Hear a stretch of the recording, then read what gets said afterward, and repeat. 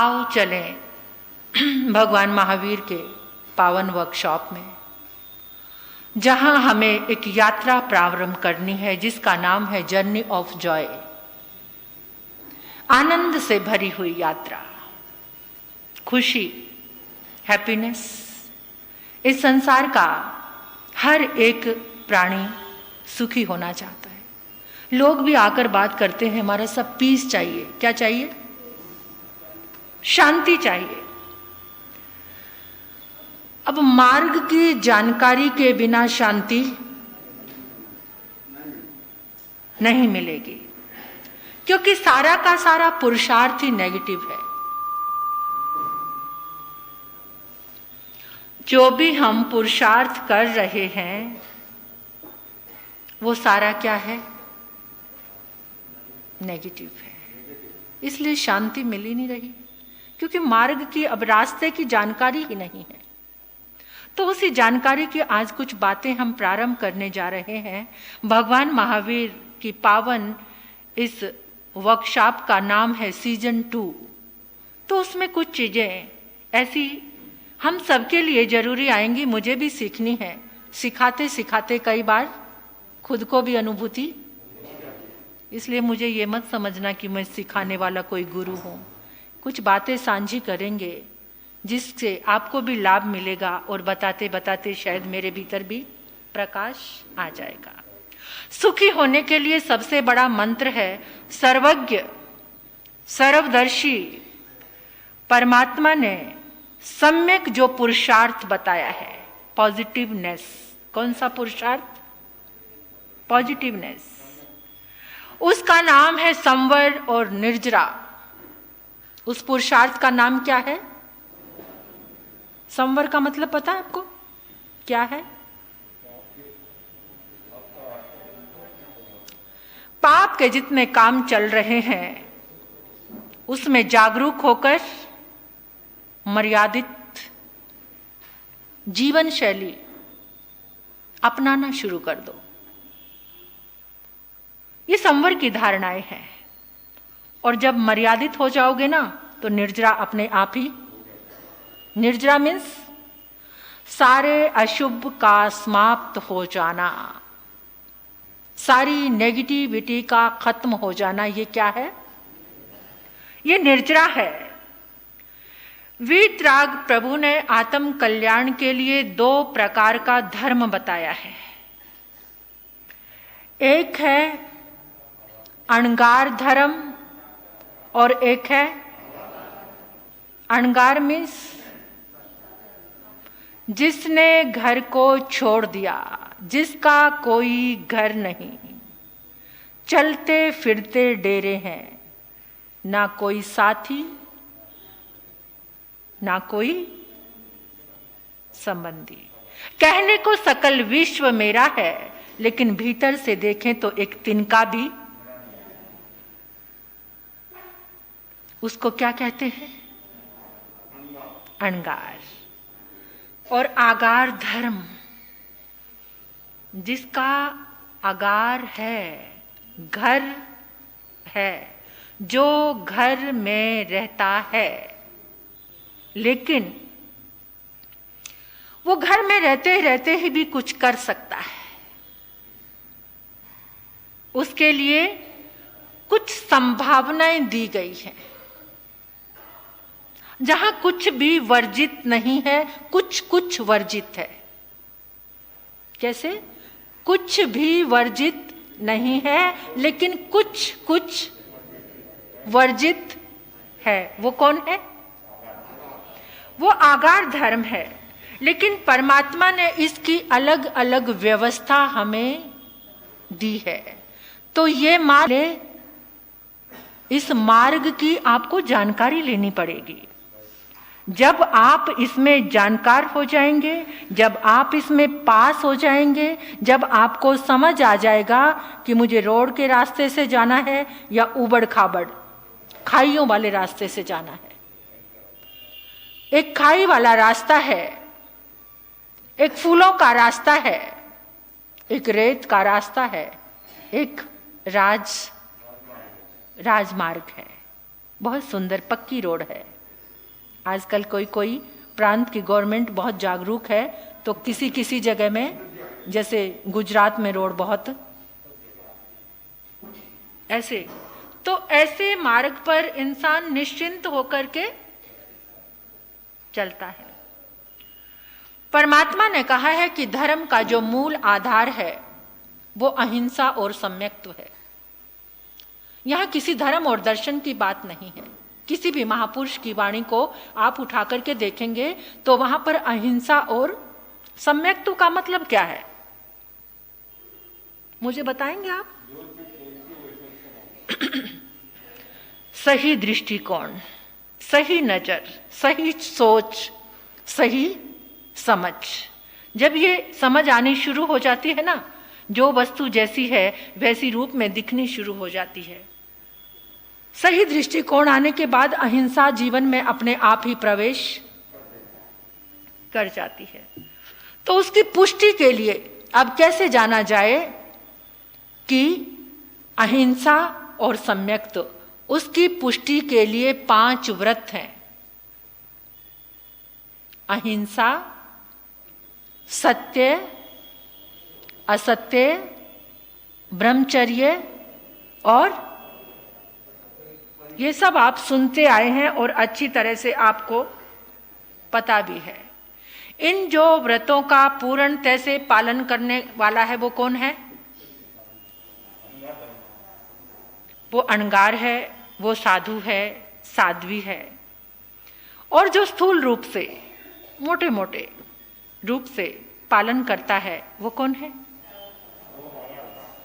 वो श्रावक और श्राविका है। जब साधु के पास ये 5 व्रत आते हैं तो ये महाव्रत बन जाते हैं। साधु के पास जब ये, आपको मेरी बात समझ आ रही है ना, आपके काम की बातें हैं, तो भगवान महावीर की वर्कशॉप में हम कुछ काम करेंगे। आज थोड़ी सी जानकारी आ रही है, लेकिन इस पर बहुत सुंदर काम हम चालू करेंगे आज के ढंग से, आज के युग के अनुसार, जो आपको समझ आ जाए, कुछ वैज्ञानिक दृष्टि से भी, कुछ मनोवैज्ञानिक दृष्टि से भी, और कुछ आध्यात्मिक दृष्टिकोण को लेकर के एक ऐसी वर्कशॉप जहां जितनी अशांति है वो सारी शांति में बदल जाएगी, जहां पर जितनी नेगेटिविटी है वो सारी पॉजिटिविटी में बदल जाएगी। तो जब साधु के पास ये 5 व्रत आते हैं वो महाव्रत बन जाते हैं। और इन महाव्रतों में सहयोग करने वाली 5 समिति और 3 गुप्ती हैं, जो साधु के व्रतों का, महाव्रतों का रक्षण करती हैं, कवच बनाती हैं, साधु को सुरक्षा प्रदान करती हैं, जिसको 8 प्रवचन माता कहते हैं कि जिसके साथ माँ होती है वो बहुत निर्भय रहता है। घर में देखो आप, जब बच्चा चलना शुरू कर देता है तो बेतहाशा दौड़ना, उसको कोई भय नहीं कि वो गिर जाएगा, क्योंकि वो एक एनर्जी से जुड़ा हुआ है, एक ऑरे से। किसकी गोदी से उठा है वो? माँ की गोदी से। माँ का ऑरा इतना ज्यादा पावरफुल है कि जब वो चलने लगता है तो उसे भय नहीं, गिरे पड़े कुछ भी हो, क्योंकि उसको पता है कि थामने वाले हाथ। इसी तरह से साधु जब ये 5 व्रत स्वीकार करता है तो 5 समिति और 3 गुप्ती, 8 प्रवचन माता, वो मां जब साथ में आ जाती है तो इन महाव्रतों का पालन बड़ा आसान हो जाता है। अणुव्रतों की सुरक्षा के लिए बाप की बात आ जाती है।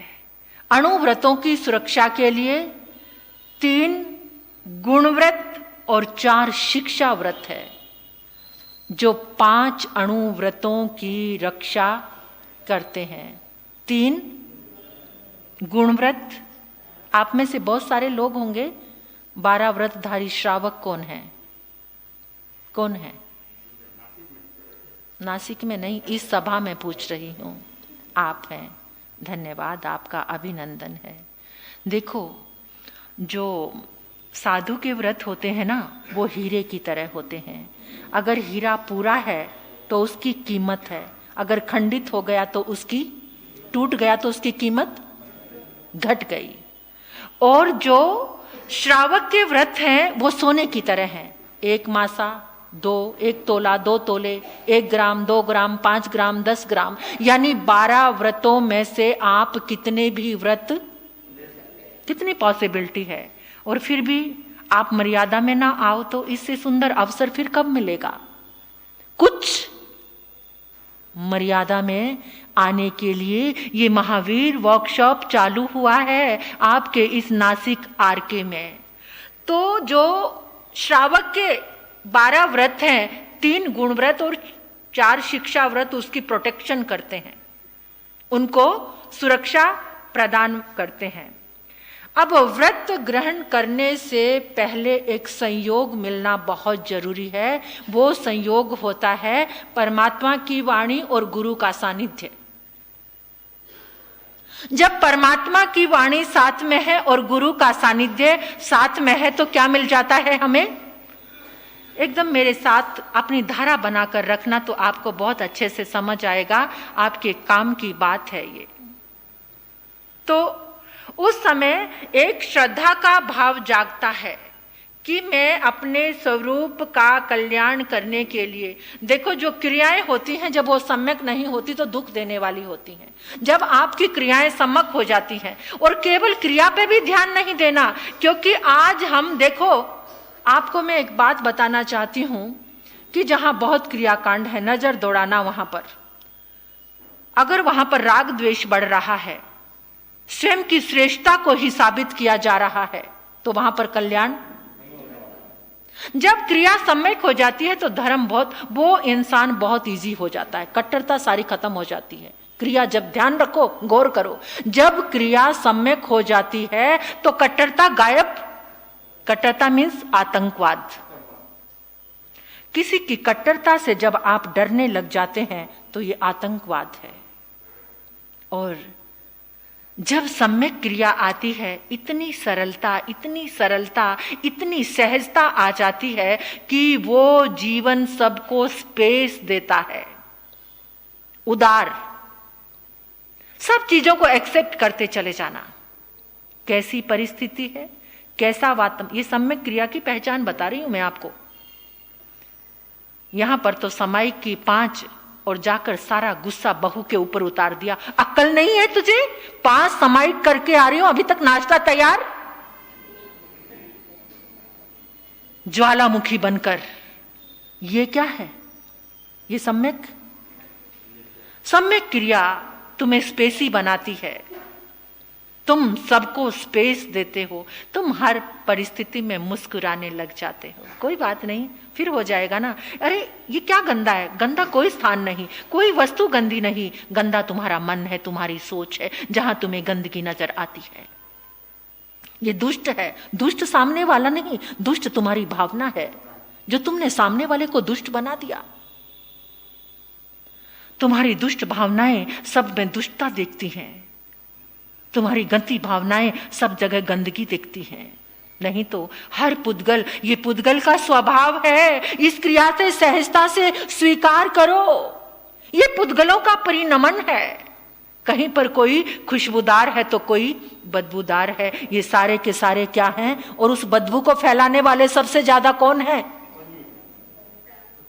हर एक खुशबूदार पुद्गल को बदबू में बदलने वाला कौन, और दोष किसका देते हो। परिस्थितियां दोषी नहीं है, तुमने उसका निर्माण किया है। तो मैं क्या कहती हूं, सम्यक क्रिया तुम्हें स्पेसी बनाती है, स्पेस देने वाला, सबको स्थान देने वाला, सबको जगह देने वाला, इजी, इसको कहते हैं इजीनेस, सरलता। सम्यक क्रिया की पहचान सबसे पहले तुम्हें सरल बनाती है। अगर तुम क्रिया करते करते कट्टर बन गए हो तो तुम आतंकवादी बन गए हो। सुन लो ध्यान से, इसलिए किसी को डराना मत। अपनी, अरे बड़ी उत्कृष्ट क्रिया है, और आसपास वाले उससे भयभीत हो रहे हैं। क्या उत्कृष्ट क्रिया है भैया? जब आसपास वाले एकदम तुम्हारे पास चले आए, समझ लेना तब तुम्हारी सरलता बढ़ रही है। तो परमात्मा कहते हैं कि सब में क्रिया प्रारंभ कर दो, उसमें श्रद्धा का भाव हो, आत्म कल्याण का भाव हो, तो आत्मिक शक्तियां अपने आप ही जागृत शुरू हो जाएंगी। कहते हैं कि संयम के बिना मोक्ष नहीं है। संयम के बिना, चाहे घर में केवल ज्ञान हो गया है तो संयम तो अंगीकार करना ही है उसके बिना। तो परमात्मा कहते हैं उन सभी साधुओं को नमन करो, उन विरली आत्माओं को नमन करो जो सर्व संयमी है, जो 5 महाव्रतधारी हैं, जो हलुक कर्मी आत्माएं हैं। परंतु आप सभी देखो, सबने कितने कितने व्याख्यान सुने हैं, प्रवचन सुने हैं, लेकिन अभी तक चारित्र मोहनीय कर्म के कारण आपने व्रत स्वीकार नहीं किए। लेकिन उतना पुरुषार्थ तो करो, देश व्रती तो बन जाओ। अगर तुम सर्व संयमी, मेरी बात सबको समझ आ रही है? थोड़ा टिपिकल विषय है, लेकिन आपको समझ आएगा तो आपके काम का विषय है। अब आप कहेंगे ये चारित्र मोहनीय आदि आदि की बातें तो हमें समझ नहीं आती। चारित्र मोहनीय कर्म के कारण पुरुषार्थ में कमी आती है। चारित्र मोहनीय क्या है आप समझ लीजिए, थोड़ी सी 5 मिनट की व्याख्या मैं आपको बता सकती हूँ। चारित्र मोहनीय कर्म के कारण जीव पुरुषार्थ नहीं कर पाता है। चारित्र क्या है? चारित्र की परिभाषा क्या है? जिसको हम कैरेक्टर कहते हैं, कैरेक्टर, ब्रह्मचर्य व्रत का पालन, ये चारित्र है। बोलो, चारित्र क्या है? आपसे कोई पूछे चारित्र क्या है, बोलो। सही आचरण,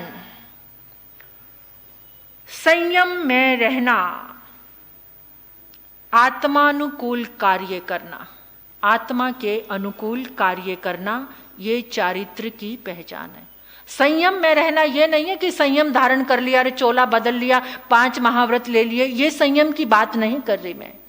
मर्यादा में रहना, ये चारित्र गृहस्थ के लिए और आज की युवा जनरेशन के लिए बहुत जरूरी है। चारित्र जिसमें विवेक होना बहुत जरूरी है। उठने में, बैठने में, चलने में, सोने में। कहं चरे कहं चिटे, कहेंगा से कहं सए, कहं भुजंतो भासंतो, पाव कमंग न बंधई। इतना सुंदर सूत्र, एक सूत्र पूरी जिंदगी आप पीस में जी सकते हो। कौन सा? कहं चरे, कैसे चलें।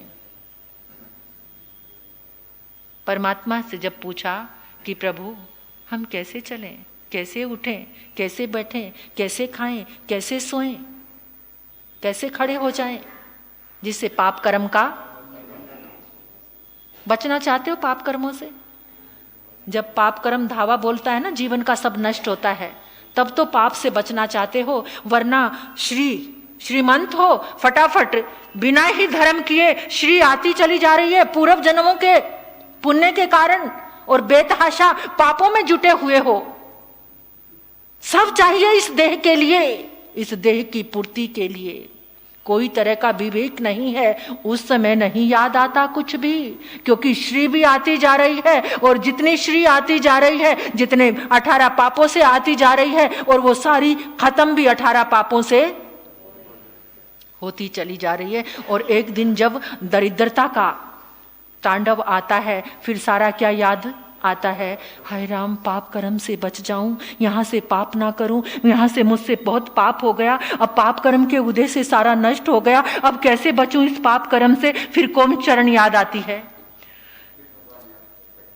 फिर संतों की शरण और जिनवाणी याद आती है। तो चारित्र मोहनीय कर्म के उदय से कोई पुरुषार्थ चालू नहीं होता। मोहनीय क्या है? जो तुम्हारे विवेक को ढक देता है। मोहनीय क्या है? जो सारे विवेक को ढकते। परमात्मा ने कहा तुम खाना पीना, उठना बैठना, सोना इस तरीके से चाहते हो कि पाप कर्म का बंध ना हो, तो सिर्फ एक ही सूत्र है, वो है जयं यत्ना, विवेक, अवेयरनेस, जागरण, मर्यादा।